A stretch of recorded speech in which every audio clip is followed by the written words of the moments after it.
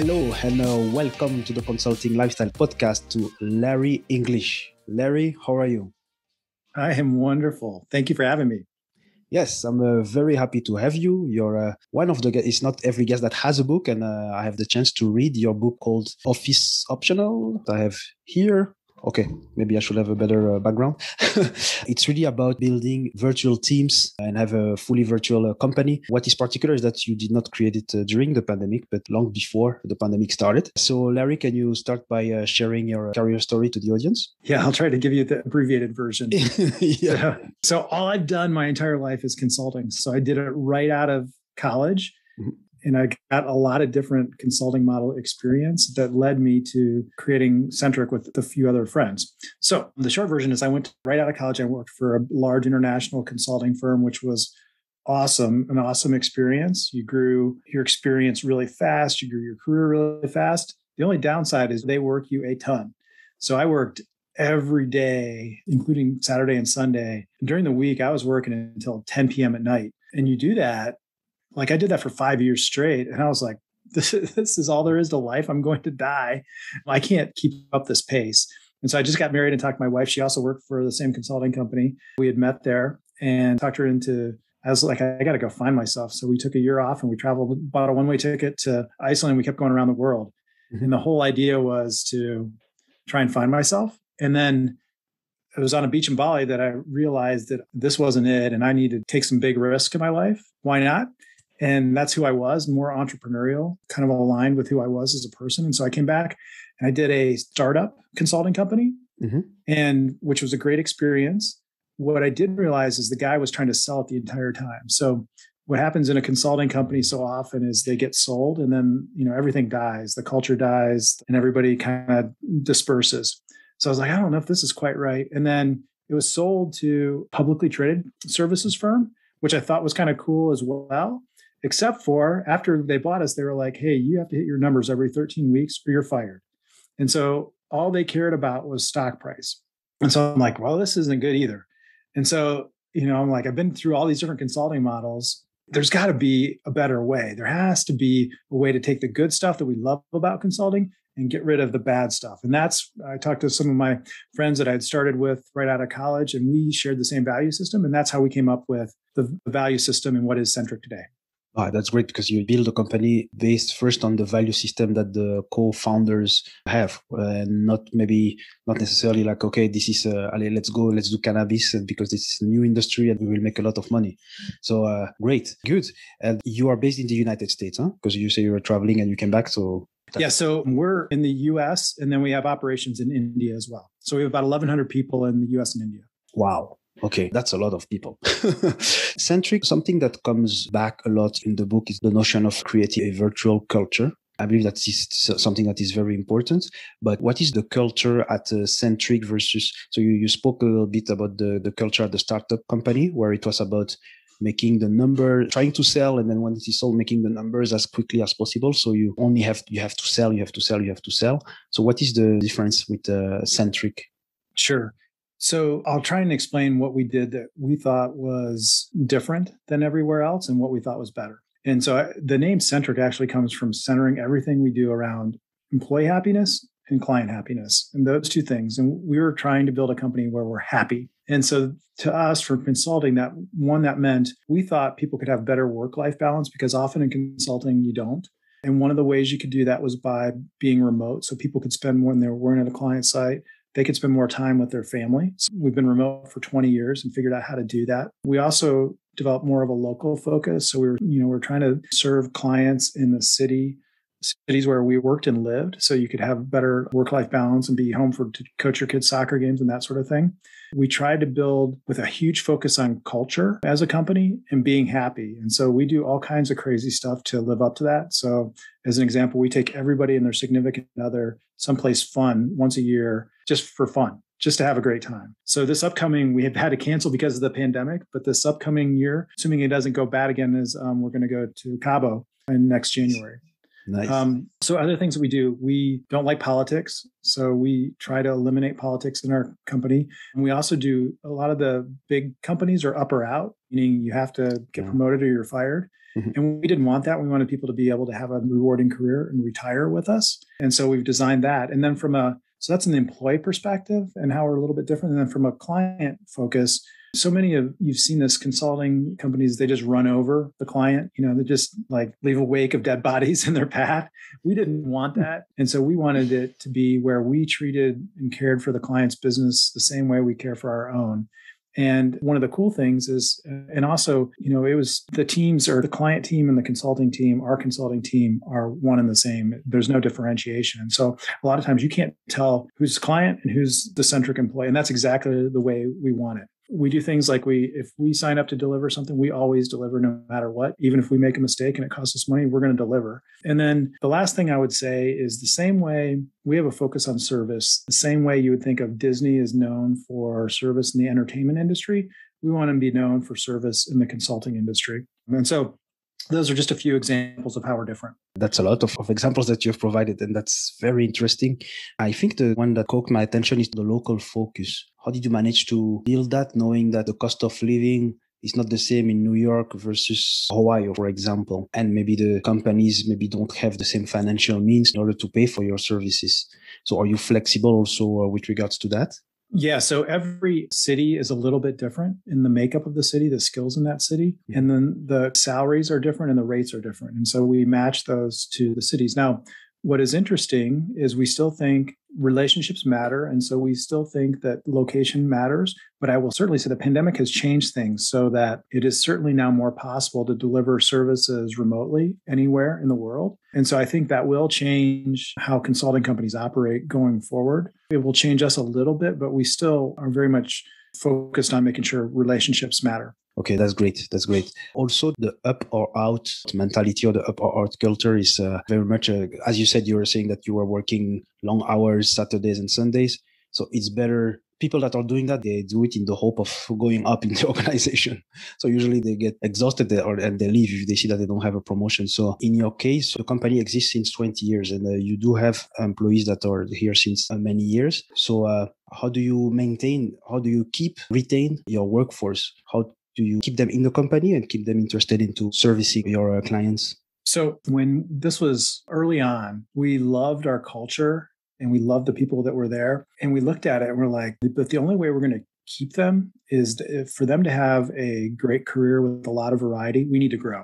So we knew that we were going to have to grow to create a rich career experience for the people that were here. And so we set out to do that. And we set out to do it in a way that wouldn't compromise our culture. So as we grew, our culture was not lost. And so we've worked on doing both of those things. And so as we've grown, we sell more services, we create more roles for people. And so now people can have a rewarding career here and they can kind of grow through all the different levels. Gosh, just last month, we promoted our first person that we hired out of college to partner. And so now we have that career progression. And the other thing is I'm starting to see, this year, several partners are retiring from the company. We already have multiple retirements from the company. So that makes me feel great that we've created that environment. That's absolutely great. And one thing as well that is related to also how do you keep people, it's something that is very interesting in the book as well is when you talk about leadership development and the centric leadership traits. So can you maybe talk about it now that you actually have a young graduate that came up to partner? So that's definitely leadership development. Yeah. So when we were looking at, how do we scale our culture and not mess it up? The one secret is if you have leaders that match your culture across your organization, you can scale to whatever size that you want. But those leaders need to really live and match your culture. And so when we realized that, it then became about making sure you're hiring people on the front end that have kind of those core attributes or value system that you can't teach, that they have to have no matter what. So as an example, we look for kind, collaborative people that's very hard to teach if somebody doesn't naturally have it. And then once they're here, it is developing not only their leadership skills that are, how do you give yourself leverage and all those kinds of basic skills, but you also are teaching them how to lead with our value system. So how we treat people and how it's different than everywhere else. You want them to really understand that and that to be kind of built into their leadership skill set. Yeah, and that's great what you have just said, and kind and collaborative. So I think, yeah, a lot of companies might mention that as well in their job description, but do they really apply that is something else. So have you ever had pushbacks maybe in the past saying, okay, you want to build a consulting company based on those values? This is a dream. Have you ever had a pushback in the past from other people? So are you saying people that were hiring on to the company, or yeah, in terms of the context, no, not people that you're trying to hire, but if you were sharing the values with which you want to build Centric to other consultants or other consulting firm owners or people close to that industry, will they believe in it, or were they thinking that maybe this is not something that you do in the industry? So a couple of different ways to answer that. The first one is, what if you are doing a good job being transparent in the interview process and you share what you value as a company, people will self-select out if they don't believe in that value system. So as an example, I'll give you one example. We don't care what anybody's title is. We could care less. If I have to work on for the proposal team and the best thing I can do is like to format a resume as the president, I will do it. It doesn't matter. But some people are very focused on titles. So we're transparent in the interview process. If that's important to them, we're like, hey, this is not the place for you. You're not going to be happy here because it's so costly to bring somebody in. You just want to say, this is who we are. It's okay if you don't believe in that or don't value the same thing we do. Let's just not work together. So it works out in the end. It works out that way. As far as other companies, we work with a lot. Usually it's a collegiate respect for each other. There's the consulting world is great right now. The business is great right now. So there's no need to, be adversarial, I guess. It tends to be much more collaborative in my experience. Okay, great. And Centric Consulting, actually, I did not ask that before, but what type of consulting services do you actually provide? So we do both everything on the business consulting side, so Lean Six Sigma as an example, or change management, org design, all of that. And then certainly on the technology side, everything to do with digital transformation, from customer experience journey mapping to AI, machine learning, cloud, to NetSuite, Salesforce. We are pretty wide in our offerings now. Yes. Yeah. That's that's indeed very wide. There is also a digital transformation into it now. So, okay, we are at the moment where we record, we are in August 2021. Have you seen since March 2020 a change due to the pandemic that started? A change both maybe internally and also externally with your clients or partners? Sure. So a couple of things. Because we've been remote for 20 years, the pandemic happened, and I think it was like March 13th, everybody records as kind of the date that it all went down last year. Because we've been remote, all we did is we flipped a switch basically, and the next day on Monday, we opened completely as a remote company, and we didn't even skip a beat. There was no difference than the last 20 years. So we were really well positioned as a company. Now, what has changed, which is really interesting, is the pandemic has caused, because every industry was already getting disrupted because of technology, but it's accelerated that. So all these companies experienced during the pandemic, customers went to digital channels and adopted those, and they don't want to go back now. So every company has to adopt digital channels. And they also need to digitally transform to be hybrid companies because their employees want to be remote. Their customers want to interact that way. So they got to get to the cloud. They have to do this digital transformation. So everybody's doing this now. And that's great for our business. What is not so great for everybody is that it's caused a tech talent war. And so we're seeing salary surges and escalation across almost every skill set that everybody's having to deal with right now. Yeah, the workforce market, if I can say it like that, has become even more globalized. So, okay, you mentioned the word hybrid company. So what do you mean behind that when you say hybrid company? Sorry, I talk about it all the time. So sometimes I forget to define it. So the simplest explanation is most organizations, when I say they will adopt a hybrid workplace, means that they will have physical office space, but then they will also have many of their employees working remotely. So you have this combination of your workforce working sometimes remote, maybe sometimes co-located, maybe somewhere else, and then maybe sometimes in the office. And so you support that entire ecosystem of allowing a worker to work in any of those locations. And that is not easy to do. The implications of that are there's everything from HR policies to getting everything, all your systems to the cloud, to security, to how you lead and make sure that your leaders know how to lead virtual employees. So there's a lot to it. It's hard, but most companies you're seeing them adopt it because workers love it. And there's enough companies that now do it. If your company doesn't offer it, more than likely your employee's going to quit and they're going to go to somebody that does. Yes, indeed. Very good. Thanks for the definition. And also, yeah, I see sometimes some companies, like famous companies, I don't know, like Spotify or things like that. I don't want to give too many names, but they have a work from anywhere policy. They start to have that, so you can go in the office or you can decide to work remotely, and doesn't even have to be your home or your hometown. Good. Also, how at the start, because it was not common for consulting companies to be virtual, how at the start, like about 20 years ago, your clients, how did they react to the fact that you were a virtual company? It's interesting. Clients, for the most part, did not have an issue. It was so rare that they cared. They never wanted to come to your office anyway. So, I think maybe a handful of times, like one hand where they said, "Hey, can we come to your office?" And we said, "We don't have one." But they were more concerned, like almost always, is, what have you done? What are your case studies? What's your experience? What's your capability? They were more worried about that. Now, employees, it was a little bit different. What was funny is I had to speak to a lot of spouses because they didn't believe we were a real company because we didn't have office space.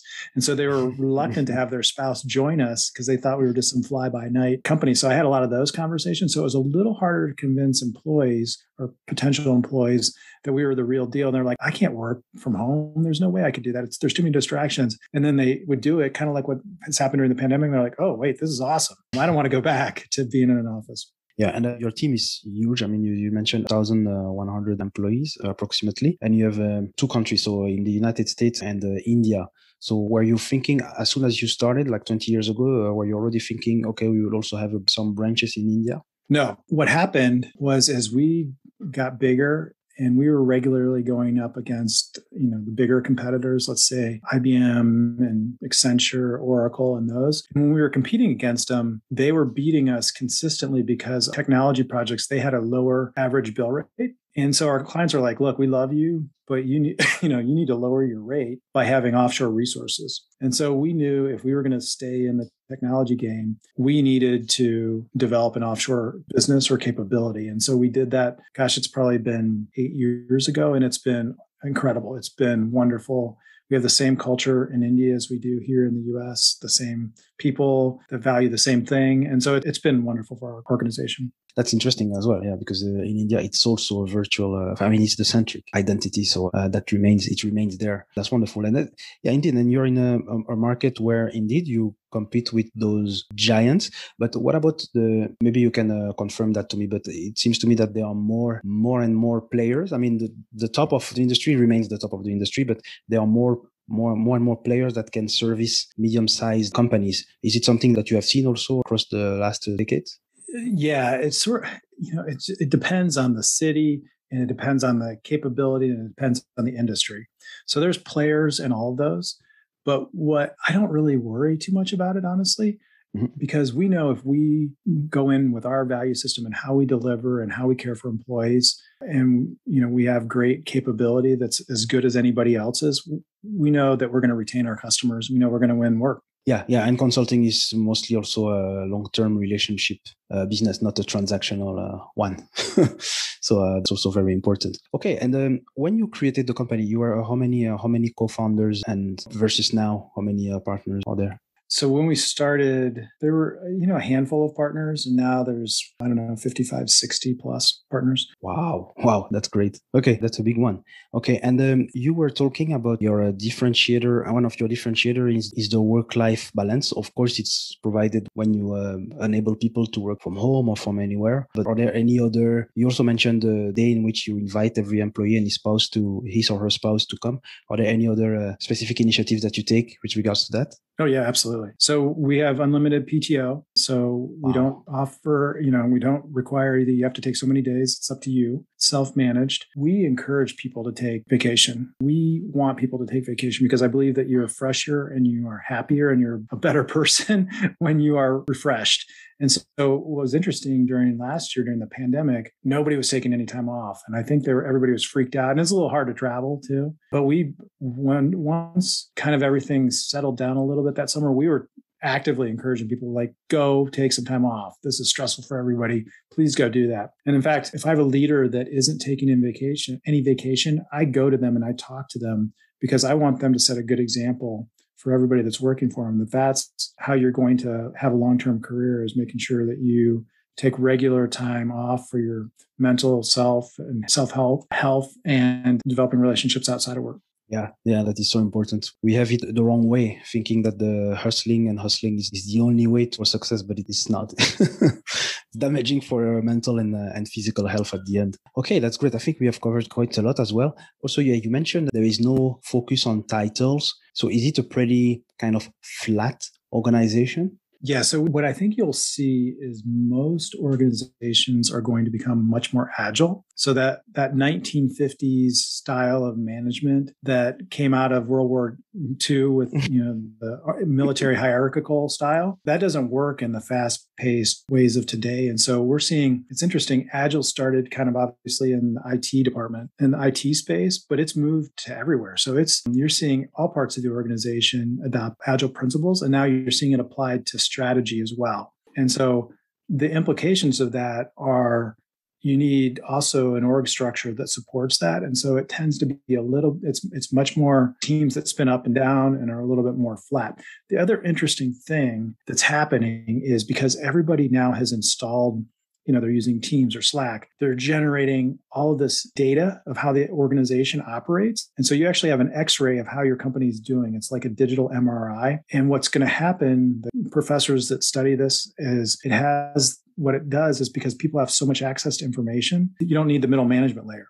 And so it delayers companies, and you're going to have people closer to the customer, and you're going to see fewer layers in organizations. And so it's an interesting trend to watch. Yeah, definitely. And that's a very good example as well that you're setting. So it could be maybe the last before last, I would say. Are you yourself, how do you keep your creativity, your mind up to date with how you can retain your people and keep the culture alive? Are you inspired by other companies or other CEOs with what they do and try to bring it into Centric? Or Yeah. So culture is, it's a living entity is the best way to think of it. It's kind of like your company's, it's as important as your company's strategy, and it's constantly evolving as times change. And so we treat it that same way. And so we are constantly evaluating new ways to, improve our culture. And so we have things like we have a voice of the employee team, which is made up of a cross section of employees with, right out of college to different, somebody who's been here 20 years, and they rotate through this. And so whenever they bring new ideas to us, or if we have a policy change, we bring it to them to see how they would react to it. And certainly we bring in, as new people join us, they bring ideas, and we're constantly looking for those best ideas to evolve our culture and make it better. Okay, that's great. So you really look internally, and you have enough people to bring all those new ideas. So my last question, Larry, will be, because you're on Consulting Lifestyle podcast. So for you, what does having a consulting lifestyle or the centric consulting lifestyle mean? As I said, all I've ever done is consulting. And there's a lot of people like me where you love to constantly learn, and you want variety, and you want fast-paced change and challenge. And so I think all of us are like kindred spirits. You're a career consultant because you love what that means, that lifestyle. And then, we've taken that and we've applied kind of the centric model to that, which some people are like, this is like consulting Nirvana. This is amazing. You don't have all that bad stuff. And I get to really do all the things I love about consulting, and I don't have to deal with any of the politics or any of that other stuff. So we're just trying to be happy. And I think we've achieved that. Yeah, congratulations for that, and for that, Larry, and all your co-founders and all the people at Centric. So it was a very, very interesting interview. So now I'm going to try to show the office optional book. People want to get in touch with you. Where can they find you? Yeah, LarryEnglish.net is the easiest way to do it. I'm also on LinkedIn. I think it's Larry K. English or Larry English. Okay. I will make sure to also put that in the show notes. Larry, it was great. It was a pleasure to have you. And it's really an embodiment of the consulting lifestyle, really creating a whole company based on specific values. Thank you. Fun discussion. Thank you for having me.